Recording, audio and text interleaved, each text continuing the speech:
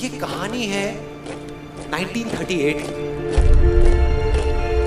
कैरली नाम के एक आदमी की, हंगेरियन आर्मी में, और वो उस कंट्री का बेस्ट पिस्टल शूटर था।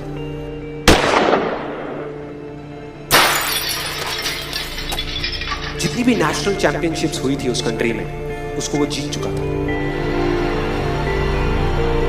और सबको ऑलमोस्ट कंफर्म था कि 1940s में जो ओलंपिक्स होने वाले हैं उसमें गोल्ड मेडल कैरली को ही मिलेगा। और उसने सालों से ट्रेनिंग करी थी।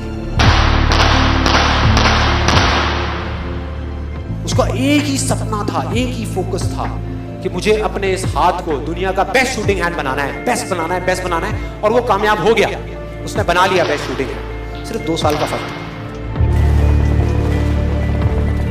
1938 में एक आर्मी का ट्रेनिंग कैंप चल रहा था।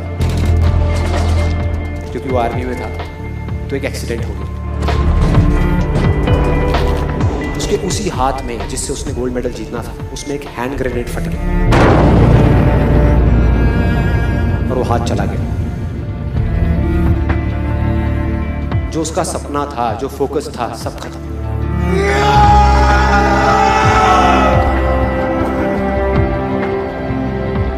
उसके पास 2 रास्ते थे। एक तो ये कि वो बाकी की पूरी जिंदगी रोता रहे और कहीं जा करके छुप जाए, या अपना जो गोल था जिस पे उसने फोकस किया हुआ था उसको पकड़ करके रखे। तो उसने फोकस किया उस पे नहीं जो चला गया था, जो उसके पास नहीं था। उसने फोकस किया उस पे जो उसके पास था।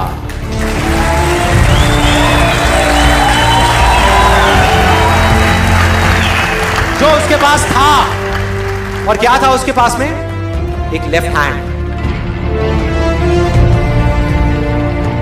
एक ऐसा हाथ जिससे वो लिख तक नहीं सकता था। 1 महीने तक उसका हॉस्पिटल में इलाज चला इस हाथ के लिए, और सही 1 महीने बाद अपनी ट्रेनिंग शुरू करती इस हाथ के लिए।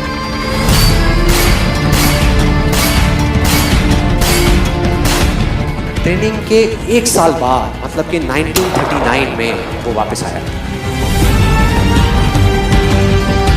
नेशनल चैंपियनशिप्स हो रही थी वहीं पे हंगरी में, और बाकी भी बहुत सारे पिस्टल शूटर्स थे वहां पे। उन्होंने जा करके उसको कांग्रेचुलेट किया। कहा कि यार देखो, ये होता है जज्बा, ये होती है स्पोर्ट्समैन स्पिरिट, कि इतना सब कुछ होने के बाद भी तुम यहां पर आए हो हमको देखने के लिए और हमारा हौसला बढ़ाने के लिए। किसी को नहीं पता था कि वो 1 साल से अपनी ट्रेनिंग कर रहा था लेफ्ट हैंड की। और उसने जवाब दिया, मैं यहां पर तुम्हारा हौसला बढ़ाने नहीं आया, तुम्हारे साथ कॉम्पीट करने आया हूं, तुमसे लड़ने आया हूं, तैयार हो जाओ। और कंपटीशन हुआ। बाकी सब वहां पर जितने भी लोग थे वो कॉम्पीट कर रहे थे अपने बेस्ट हैंड से। ये कॉम्पीट कर रहा था अपने ओनली हैंड से। ओनली हैंड से। कौन जीता? The man with the only hand, Kairali जीत गया। लेकिन वो यहां नहीं रुका। उसका गोल क्लियर था कि मुझे इस हाथ को, इस कंट्री का नहीं, इस पूरी दुनिया का बेस्ट शूटिंग हैंड बनाना है। उसने अपना सारा फोकस उठा करके डाला 1940 पे, जब ओलंपिक्स होने वाले थे। लेकिन 1940s के ओलंपिक्स कैंसिल हो गए वर्ल्ड वॉर की वजह से।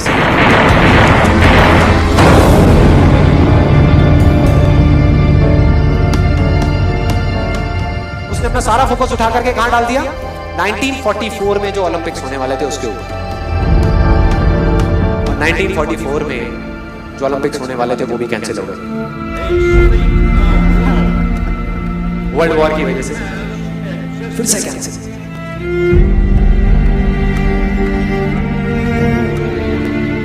उसने अपना सारा फोकस उठा करके डाल दिया 1948 के ओलंपिक्स में। 1938 में उसकी एज थी 28 साल। 1948 में उसकी एज हो चुकी थी 38 इयर्स।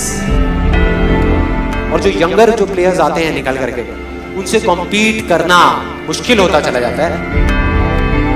लेकिन मुश्किल नाम का ये वर्ड था ही नहीं उसकी डिक्शनरी में। वो गया, पूरे वर्ल्ड के बेस्ट शूटर्स आए हुए थे जो अपने बेस्ट हैंड से कॉम्पीट कर रहे थे, और ये अपने ओनली हैंड से कॉम्पीट कर रहा था। और कौन जीता? The man with the only hand.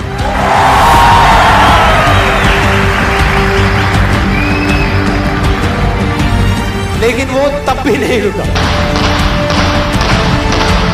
1952 Olympics, दोबारा कॉम्पीट किया उसने, और इस बार गोल्ड मेडल कौन जीता? गैरल ली। 4 साल बाद दोबारा से, और पूरी की पूरी हिस्ट्री को बदल करके रख दिया ओलंपिक्स। इस पर्टिकुलर कंपटीशन में उससे पहले किसी भी एथलीट ने लगातार 2 गोल्ड मेडल्स नहीं जीते।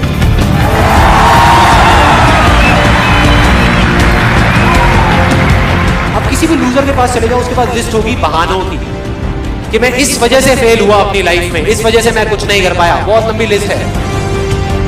और दूसरी तरफ विनर के पास चले जाओ, उसके पास में 1000 वजह होगी वो ना करने की जो वो करना चाहता है, सिर्फ एक वजह होगी वो करने की जो वो करना चाहता है, और वो कर जाएगा।